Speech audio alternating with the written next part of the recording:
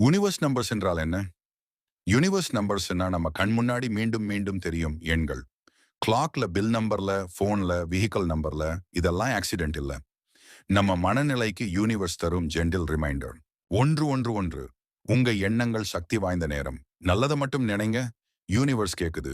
2 2 2 அமைதி பிளஸ் சமநிலை. எல்லாம் சரியான பாதையில தான் நடக்குது. 3 3 3 உங்களுக்கு வழிகாட்டல் இருக்கு. நீங்க தனியாக இல்ல. 4 4 4 பாதுகாப்பு பிளஸ் ஆதரவு.